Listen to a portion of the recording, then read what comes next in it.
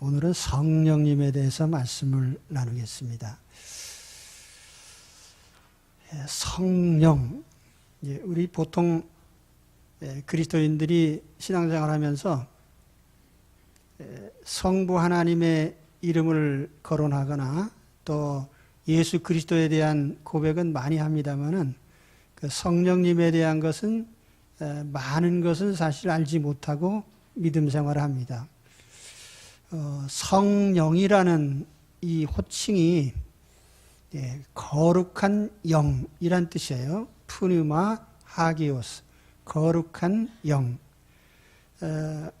신약 성경에 단순히 정관사를 붙여서 호 푸뉴마라고 한 그 영이라고 하는 것을 또 성령이란 말로도 많이 번역을 했습니다.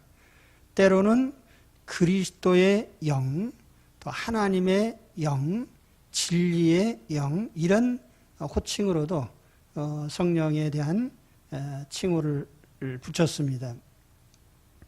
사도 요한은 오늘 본문에도 있듯이 보혜사라는 이런 칭호를 성령님께 붙였는데, 보혜사란 말은 헬라어로는 파라클레토스, 위로자 혹은 돕는 자, 그런 의미의 말입니다. 그 성령님의 칭호가 다양한 것은 그만큼 성령님이 다양한 면과 또 다양한 역할을 하고 계시기 때문입니다. 이 성령에 대한 가르침을 여러 차례 할 수도 있겠는데 최소한으로 해서 2차례에 거쳐서 말씀을 드리려고 합니다. 오늘은 성령님의 신분이라고 할까요? person, 성령님 자신에 대한 말씀을 드리고요.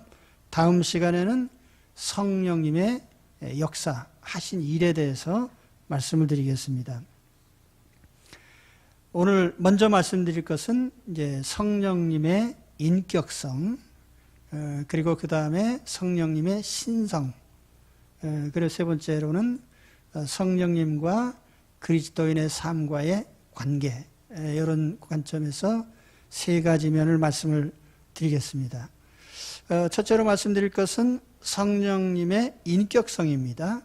그 인격성을 말씀드리려는 것은 성령님의 인격성을 부인하는 이단자들이 많기 때문에 오늘날의 여호와의 증인이 대표적인 사람들입니다. 본래 우리 기독교의 교리는 사도시대부터 성경 말씀에 있는 가르침을 이 가르침의 내용이 무엇인가, 그래서 체계적으로 그것을 정리하는 가운데 나오게 된 것이 바로 신앙 고백이고, 우리가 매주 예배 때마다 고백하는 사도신경이 바로 그 핵심적인 것입니다. 성경이 가르치는 하나님, 성경이 말씀하시는 예수 그리스도, 그리고 성경이 말씀하는 성령님, 삼위일체 하나님에 대한 이 정당한 고백을 교회가 해오고 있습니다. 그런데 교회사에서 보면은 이런 가운데 이단자들이 종종 등장합니다. 그리고 이단자들은 언제나 정통적인 바른 교리를 믿는 사람들보다 먼저 이상한 주장을 하고 거기에 대한 검토 후에 반박이 또 나오게 되는 거예요. 3세기에 아리우스라는 사람이 등장했습니다. 알렉산드리아의 지도자였던 사람이 어느 날 예수님은 신이 아니다, 이렇게 가르치기 시작했어요. 그래서 교회 안에 그 많은 사람들이 아리우스를 또 추종하게 됐고, 그런 가운데 보편적인 교회들이 이건 아니다 해서 이제 논쟁을 하게 됐습니다. 그래서 주후 325년에 콘스탄틴 황제에 의해서 소집된 교회 공회가 있습니다. 흔히 니케아 공회라고 하는데요. 그때 모여서 그 유명한 아다나시우스라는 분이 대표적으로 아리우스의 모든 가르침에 대하여 반박을 했습니다. 그리고 거기서 결의된 신조가 바로 니케아 신조예요. 잠깐 읽어드리면 이런 내용입니다. 앞에 화면에 있겠죠. 이거는 우리 사도신경과 마찬가지로 우리 교회가 항상 고백하는 아주 중요한 고백문이기 때문에 여러분 같이 한번 읽어보시기 바랍니다. 우리는 전능자시요 보이는 것과 보이지 않는 모든 것의 창조주이신 유일하신 하나님 아버지를 믿노라. 우리는 또한 유일하신 주이시며 하나님의 아들이신 예수 그리스도를 믿노니 이는 성부에게서 곧 성부의 본질로부터 태어나신 독생자이시며 하나님에게서 나온 하나님, 빛에서 나온 빛, 참된 하나님에게서 나온 참된 하나님이시고 출생하셨으나 창조되지는 않으셨으며 성부와 동일 본질이시고 이틀 것이나 땅에 있는 모든 것이 지은 바 되었으니 이는 우리 인간을 위하여 우리의 구원을 위하여 내려오사 육신을 입고 인간이 되셨으며 고난당하신 지 사흘 만에 다시 살아나사 하늘에 오르셨고 산자와 죽은 자를 심판하러 오시리라. 우리는 또한 성령을 믿노라. 아멘. 사도신경과 비교해 봤을 때 이건 이제 삼위일체 하나님에 대한 고백이 주가 되고 있어요. 그리고 그 가운데서도 예수 그리스도에 대한 고백이 아주 길게 언급이 되어 있습니다. 그래서 그 당시까지 이단자들이 주장했던 갖가지 예수님에 대한 잘못된 가르침들, 그걸 하나하나 낱낱이 다 반박을 한 거예요. 예수님의 신성을 부인하거나 인성을 부인하거나 예수님의 본성이 신적인 본성에 못 미친다든지 혹은 예수님이 본성적으로 이렇게 저렇게 변질된다든지 하는 이 이단자들이 주장했던 모든 것을 하나하나 낱낱이 반박하는 이런 내용을 거기에 담고 있습니다. 그리고 이 신조에 덧붙여서 이제 아리우스와 같은 이런 잘못된 가르침을 가르친 사람들을 정식으로 파문을 했어요. 그래서 그 뒤에 이런 결의문이 붙어 있습니다. 그러나 성자께서, 그것 한번 보여줄까요? 제가 읽겠습니다. 그러나 성자께서 존재하지 않은 때가 있었다든지, 여기 작은 따옴표 안에 있는 것은 이단자들의 주장입니다. 그가 태어나시기 전에는 그가 계시지 않았다든지, 그가 무존재, 비존재로부터 생성되었다든지, 성자가 다른 히포스타시스, 다른 본체나 다른 본질로부터 유래했다든지, 요 다른 본체나 본질이라는 것은 하나님의 본질이 아닌 그것을 말한 것입니다. 피조물이라든지 변할 수 있다든지 달라질 수 있다고 주장하는 이 모든 사람들을 보편되고 사도로부터 이어오는 교회가 파문하노라 이렇게 했습니다.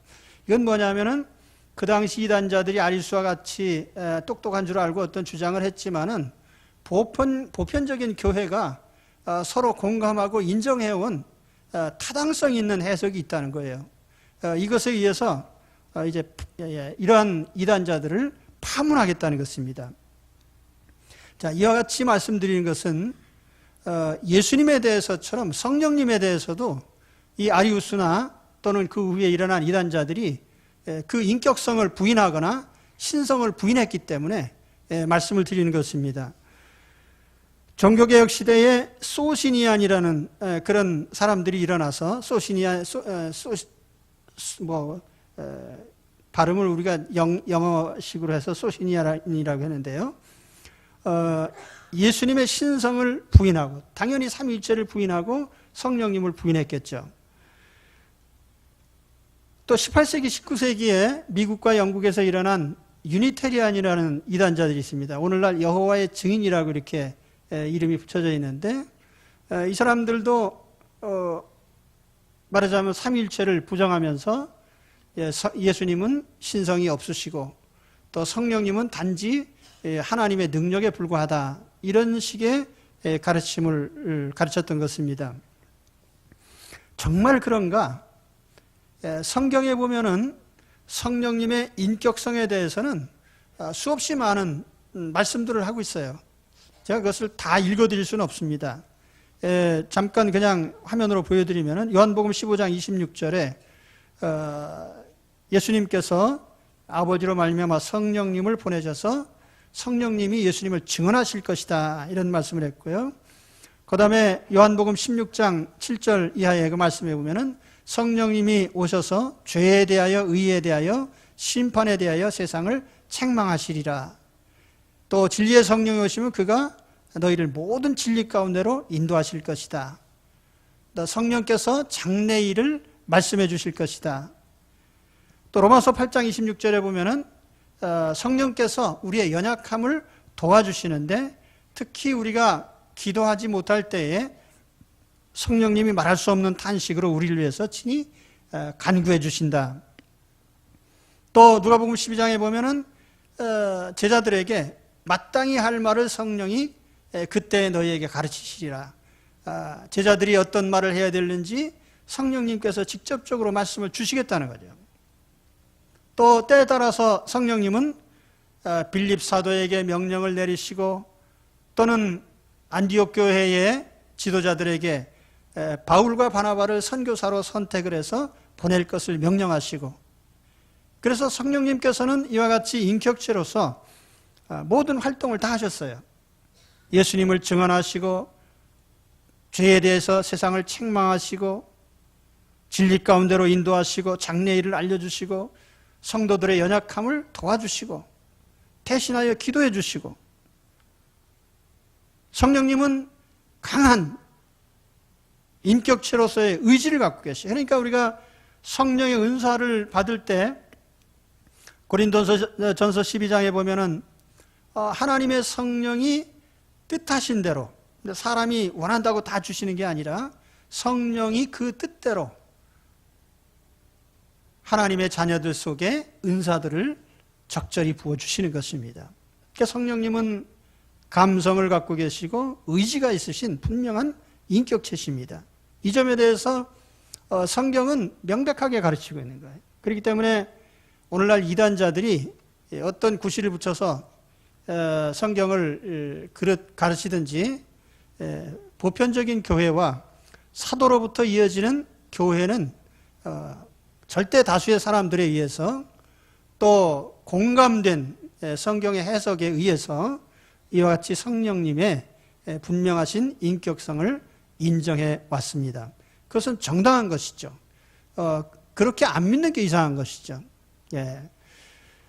그 다음에 두 번째는 성령님의 신성에 대한 것입니다. 예수님의 신성과 마찬가지로 성령님의 신성에 대해서도 성령님의 인격성을 부정하는 이단자들이 당연히 성령님의 신성의 지위도 부정하는 것은 당연합니다. 그러나 우리는 어디까지나 성경을 근거로 해서 말씀을 해야 되겠죠. 성경은 성령님의 신성에 대해서 어떤 증거를 하고 있습니까? 아주 많습니다. 첫째로는 성부와 성자와의 관계죠. 이 삼위일체 하나님의 존재 방식에 대해서 웨스트민스터 신앙고백에 보면 이런 고백이 나옵니다. 성부 하나님은 아무에게도 속하지 않으시고 영원 자존하신다. 그리고 성자 예수 그리스도는, 성자 예수님은 아버지로부터 영원히 나셨고 성령님은 성부와 성자로부터 영원히 나오신다. 이렇게 되어 있습니다. 자, 그 영문 표기를 이제 말씀을 드릴 수가 없는데요. 거기 보면 예를 들면 이런 문구가 나와요. eternally begotten. 그 eternally라고 하는 건 영원이라는 말인데, begatten이라고 하는 것은 나셨다는 그 완료형에 가까운 그런 표현입니다. 근데 영원이라는 말과 나셨다는 말하고는 조금 어울리질 않는데 왜 이런 표현을 썼을까? 그것은 아마 이치에는 맞지 않고 문법에는 안 맞지만은 성경이 그렇게 말씀하니까 그런 표현을 쓴 거예요. 그러니까 예수 그리스도는 성부로부터 영원히 나신 분이고 성령님은 성부와 성자로부터 영원히 나오시는, eternally proceeding이라는 말을 썼습니다. 나오시는 그런 분이십니다. 이거는 다른 걸 얘기하는 게 아니라 삼위일체 하나님의 존재 방식을 얘기하는 거예요. 성부 하나님은 영원 자존하시고 뭐 반복해 얘기할 것도 없죠. 하여튼 그 삼위일체 하나님의 이런 존재 방식에 대해서 성경은 그렇게 얘기를 합니다. 그렇기 때문에 무엇을 얘기하려는 거예요? 삼위일체 하나님의 그 성부, 성자, 성령님은 상호 밀접한 그런 존재 방식을 서로 가지고 있는 것이죠. 그래 연관이 되어 있어요. 성부, 성자, 성령님은 한 하나님이십니다. 네, 이것이 이제 성령님의 지위를 분명하게 해주는 것이죠. 또 두 번째로는 성령님의 신적인 능력과 사역입니다. 성경에 보면 성령님께서 창조에 참여하셨습니다. 우리가 창세기 1장 2절에 보면 태초에 하나님이 천지를 창조하시니라, 그리고 그 다음에 하나님의 신이 수면에 운행하시니라는 문구가 나옵니다. 성령님께서 창조 때에 거기에 움직이셨다는 뜻이에요. 그리고 하나님의 영이 나를 지으셨고 전능자의 기운이 나를 살리시느니라. 욥기 33장 4절의 말씀. 또 주의 영을 보내어 그들을 창조하사 지면을 새롭게 하셨나이다. 그래서 성령님이 창조의 역할을 하신 것에 대해서 성경은 분명하게 말씀을 하죠. 또 성령님은 전지하십니다. 모든 것을 다 아십니다. 사람의 내면적인 것뿐만 아니라 하나님의 내면적인 하나님의 모든 것을 다 알고 계세요. 사람 속도, 한길 사람 속도 모른다고 했는데 하물며 하나님을 어떻게 압니까? 그러나 성령께서는 그 모든 것을 다 아신다고 말씀을 합니다. 오직 하나님이 성령으로 이것을 우리에게 보이셨으니 성령은 모든 것, 곧 하나님의 깊은 것까지도 통달하시느니라. 사람의 일을 사람의 속에 있는 영 이외에는 누가 알리요? 이와 같이 하나님의 일도 하나님의 영 외에는 아무도 알지 못하는 일이야. 하나님이 하시고자 하는 모든 일에 대해서 성령님께서 다 알고 계신단 말이죠. 또 성령님은 무소부재하십니다. 없는 곳이 없다 그런 뜻인데요. 편재라고도 합니다. 성령님은 어느 곳에나 계십니다. 그래서 시편 139편의 말씀처럼 내가 주의 영을 떠나 어디로 가며 하늘 위에도 땅 끝에도 바다 끝에도 땅 속에도 어디에도 하나님의 영을 피하여 숨을 곳이 없더라. 성령님의 편재성을 분명하게 말씀을 합니다. 이 모든 것은 신적인 능력이죠. 또 세 번째로 신적인 권위와 대접을 받습니다. 세례를 베풀 때에 세례 식사가 있습니다. 한 사람 한 사람 세례 베푸는 사람에게 손을 얹고 물을 뿌려서 뭐라고 얘기를 합니까? 집례자가 그렇게 말하잖아요. 내가 성부와 성자와 성령의 이름으로 세례를 주노라. 세례는 하나님의 자녀를 인치는 의식입니다. 하나님의 자녀로 교회가 공인하는 절차예요. 그래서 하나님의 자녀를 감히 누가 너는 하나님의 자녀다 아니다 이렇게 인정을 하고 말고 합니까? 하나님의 자녀를 인정하는 것은 하나님 자신뿐이죠. 그렇기 때문에 성부와 성자와 성령의 이름으로 선포하는 것입니다. 그런데 거기에 성부, 성자, 성령 하나님의 이름이 공이 하나님의 자녀를 공인하는 주권자로 거기에 언급이 되는 것입니다. 그렇기 때문에 예수 그리스도가 권위를 가지듯이 성령님도 동일하게 권위를 갖고 계십니다. 또 사도행전 5장에 보면은 아나니아와 삽비라의 사건이 나옵니다.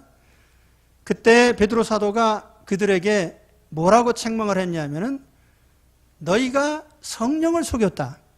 그런데 성령을 속인 것은 사람을 속인 게 아니라 하나님을 속인 것이다. 이렇게 말씀을 했습니다. 그래서 성령님은 곧 하나님이시라는 뜻이죠. 그렇기 때문에 성령에 대해서 베드로 사도를 비롯해서 사도들은 명백하게 성령님이 신적인 권위를 가지신 하나님이심을 분명히 했습니다. 그 다음에 네 번째로 신적인 축복의 수여자이십니다. 조금 어려운 표현을 써서 죄송한데요. 축복을 주시는 분이란 뜻이에요. 성령님은 축복을 주시는 분입니다.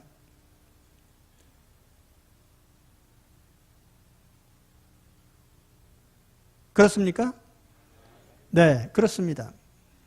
그럼 아멘을 큰 소리로 외치셔야죠. 고린도후서 13장 13절에 주 예수 그리스도의 은혜와 하나님의 사랑과 성령의 교통하심이 너희 무리와 함께 있을지어다, 이렇게 말씀했어요. 많이 들어보신 귀절이죠? 언제 들어봤어요? 예배 마칠 때에 주의 종이 손을 들고 축복을 합니다. 그때 이 문구를 쓰는 거예요. 여러분, 우리가 받은 복 중에 제일 큰 복이 뭡니까? 예수님의 은혜와 하나님 아버지의 사랑과 성령님의 교통하심이 있는 그 사람이 제일 큰 복을 받은 사람이에요. 그러니까 그 복으로 축복을 하는 거예요. 예배 끝날 때 어떤 분들 보시면은 예배 5분 후에 들어오셔서 5분 전에 나가시는데 크게 실수하시는 겁니다. 왜냐하면은 하나님이 복을 내리시는 그 축복을 받고 가야 돼요. 예수 그리스도의 은혜와 하나님 아버지의 사랑과 성령의 교통하심이 영원히 너와 함께 있을지어다, 그걸 받고 가야지. 그냥 가면 안 되죠. 그렇죠?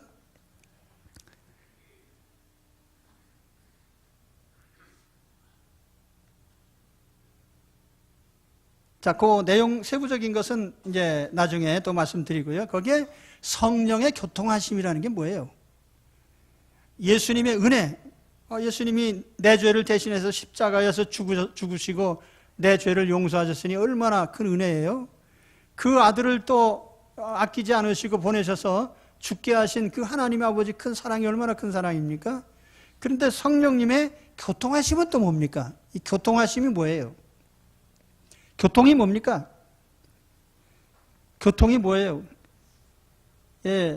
이 용어가 참 이게 익숙치 않은 말이에요. 교통이라는 말이. 조금 다른 말로 하면은 교제입니다. 교제.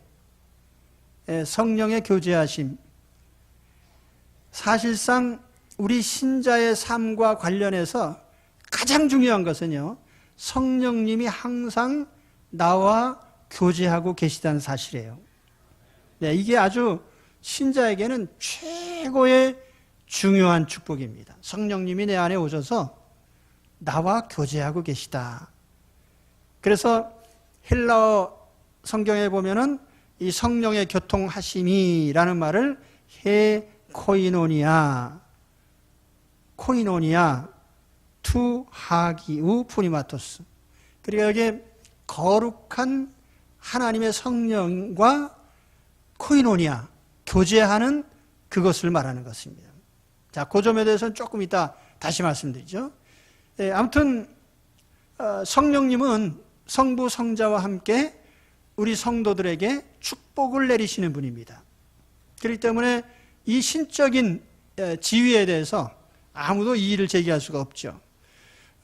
그래서 이와 같이 성령님은 신적인 권위를 가지고 계시고 신적인 지위를 분명하게 갖고 계십니다.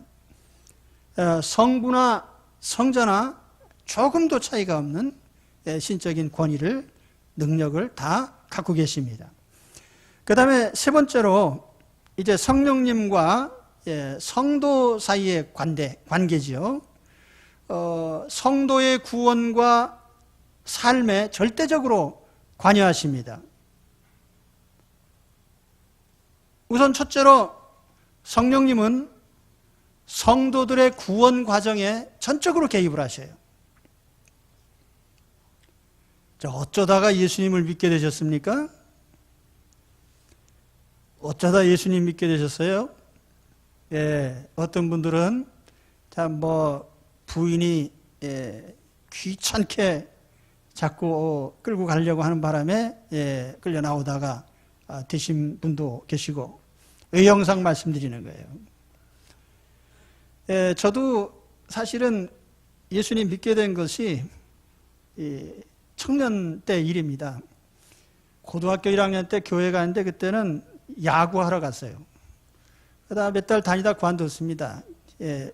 그러다가 이제 대학교 3학년 때 교회를 가게 됐는데, 그때는 사실 제가 병 때문에 좀 고민하면서 그런 괴로워하던 시기거든요.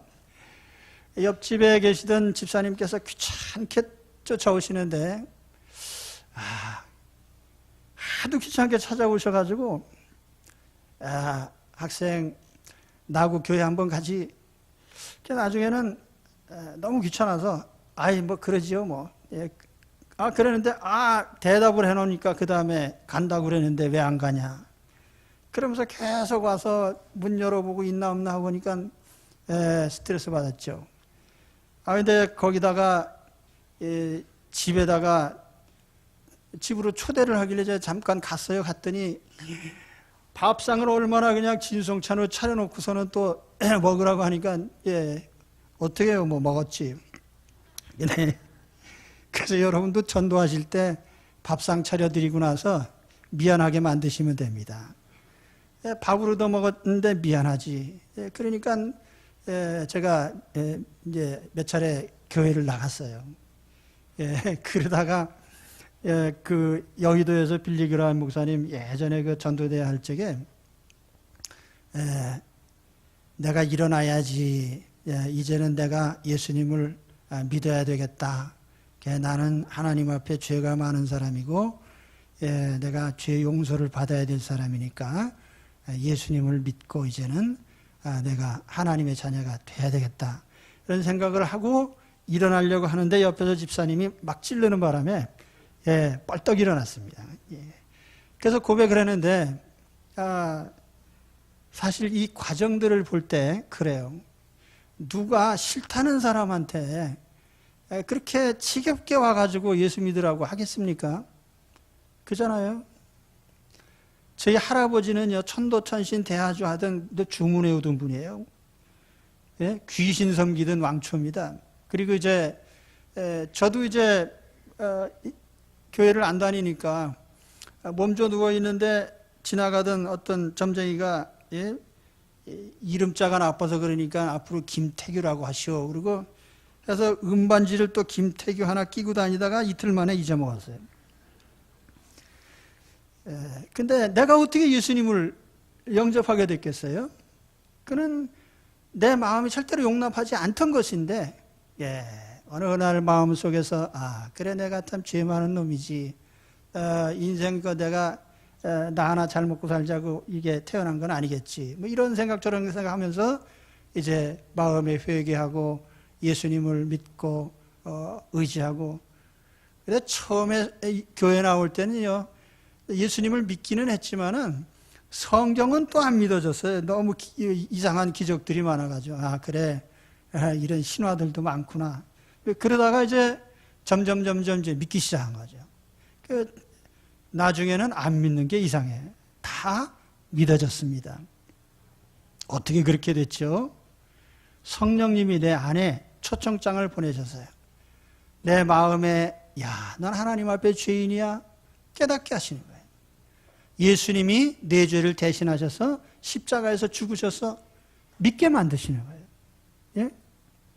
그리고 성령님께서 내가 하나님의 자녀로 거듭나게 하시는 거예요. 새로운 생각과 가치관과 판단, 새로운 사상으로 살도록 내 마음을 개조하신 것입니다. 성령님이요. 성령님이.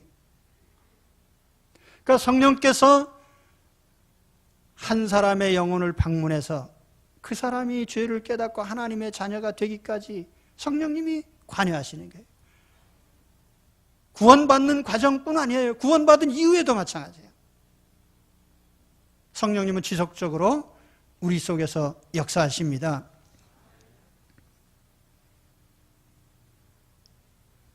그리고 두 번째로 성령님이 더 우리에게 중요한 것은요, 우리 안에 거주를 하셔요. 거주. 자, 가슴을 한번 만져보시기 바랍니다. 예, 내 마음이 어디 있습니까? 뭐 여기 어디쯤에 있다고 합시다. 한번 들여다보세요. 성령님이 계시는지요. 예, 눈에는 안 보이겠죠. 사실은 성령님이 우리의 마음을 거처로 삼으시고 여기에 살고 계십니다. 이걸 우리가 성령님의 내주, 거주, 임재 뭐 이런 표현들을 써요. 사실 하나님의 자녀들 속에는 하나님의 영이 와 계셨습니다. 아담이 타락하기 전에 아담은 하나님의 영의 인도를 받는 사람이었어요. 그 타락한 후에 성령이 떠나갔습니다. 창세기 6장에 보면은 홍수 때에 하나님께서 선언하시잖아요. 하나님의 신, 성령이 이 사람들 속에 다시는 있지 않게 하겠다. 그 말씀 뭐예요? 성령님이 하나님 자녀들 속에 임하여 계신 것이 정상입니다. 그때 떠나셨어요. 그래서 구약시대에 보면은 성령님이 오시긴 오시는데 그저 특정한 사람들 속에 오셨고 잠시만 오셨어요. 예를 들면 모세 속에 성령이 임하셨습니다. 여호수아 속에 성령님이 임하셨습니다. 또는 이스라엘 지도자들 속에, 사사들 속에, 심지어는 사울 같은 사람 속에도 성령님이 잠깐 오신 적이 있습니다. 성령님이 떠나니까 그 다음에 사울도 귀신이 들어와가지고 그 영혼을 지배를 했잖아요.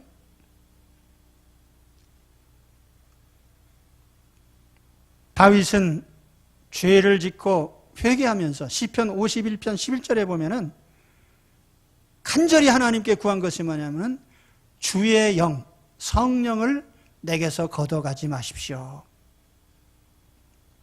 그게 구약시대 현실인 거예요. 그런데 오순절날 사도행전 2장에 보면 오순절날 성령님이 오셨는데 그때 우리가 성령 강림이라고 말을 합니다. 이 강림이라는 용어를 쓰는 것은 아주 오셨단 말이에요. 왜 오셨어요? 성도들 속에 거주하시기 위해서요. 그러니까 성령님이 지금 예수 그리스도를 영접한 모든 사람들 마음속에 와 계십니다. 그래서 어떤 일이 벌어지고 있습니까? 성령님께서 내 양심에 끊임없이 작용을 하셔요.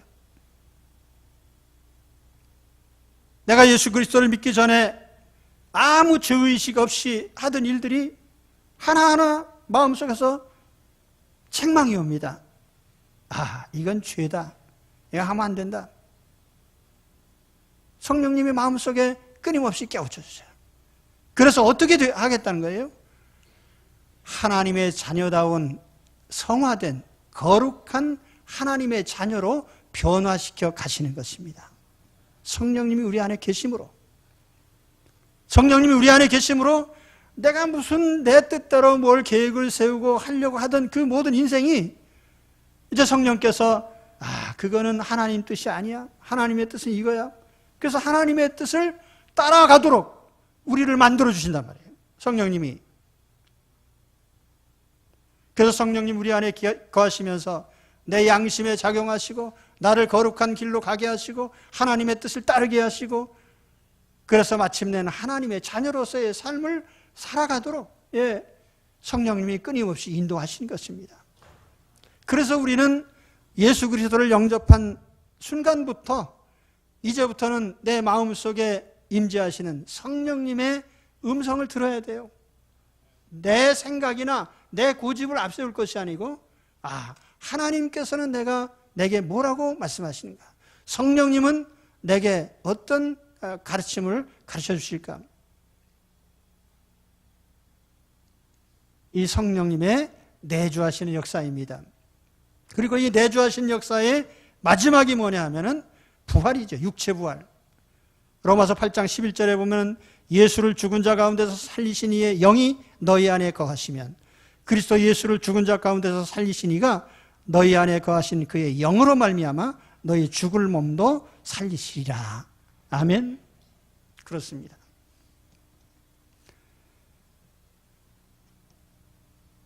오늘 성령님이 누구신가를 말씀드렸어요.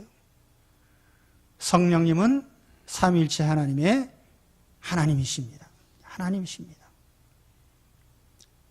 성령님은 분명한 인격체이시고 성령님은 신성을 지니신 신성의 하나님이십니다. 그 성령님이 오늘 우리 가운데 와 계십니다. 예수 믿는 사람들 속에 예수님 약속이 그거 아니에요? 내가 떠나가면 나 대신에 다른 보혜사를 보내주겠다. 그 성령님이 오신 거예요. 예수님 우리 눈에 보이지 않습니다. 성령님이 내 마음에 거하시면서 나의 모든 삶을 주관하고 계십니다. 다음 시간에 말씀드렸지만 성령님은 이 땅에 오셔서 아주 큰 일을 몇 가지 하셨는데요. 네. 그 성령님의 주체가 성령님이 바로 지금 내 마음에 계십니다. 매우 중요한 사실이에요.